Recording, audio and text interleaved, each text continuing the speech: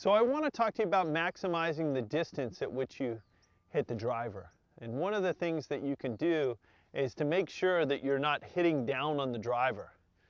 You want to come in level to up on the ball. Now the reason for that is, if we're going to transfer energy to something, the more directly we come into it and not at an angle, the more energy we're going to transfer. In golf, we can measure that with a launch monitor. We call that smash factor. A good smash factor for a driver is 1.5. What that means is when the club head is going 100 miles an hour, the ball speed is going to be 150 miles an hour, giving it that 1.50 ratio. We can measure that with our launch monitors.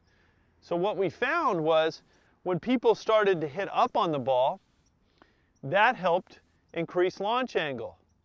Well, what we could do once we started increasing launch angle is change the loft on the driver. So there's a reason why all the world-long drive guys hit up on the ball about 8 to 10 degrees and use drivers with about 5 degrees of loft. They're able to get it up with a lot of club head speed, but the upward angle helps them maximize the launch angle. But the other thing is, we've also got this loft equation. When we hit a sand wedge, the sand wedge has more loft. And so if I'm hitting a sand wedge, more energy is going up and not forward. So that's why a smash factor for a sand wedge is about 1.1. So now, if I'm coming into it and I can get my driver loft down to, let's say, 9.5 because I'm hitting up on it, that's going to transfer more energy because 9.5 degrees has less loft.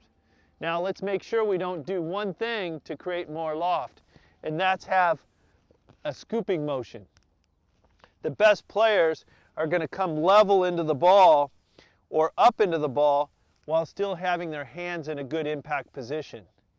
So you can try to play the ball a little bit more forward, but my preference is when you go to set up, just put a little tilt in your upper body behind the ball. If you watch most, good players, they're going to tilt like this. So if I tilt a little bit behind the ball, play the ball up in my stance, and just make my normal swing, I'm going to get that launch angle up, and I'm going to transfer maximum energy to the ball by not hitting down on it. And that's going to make the ball go further.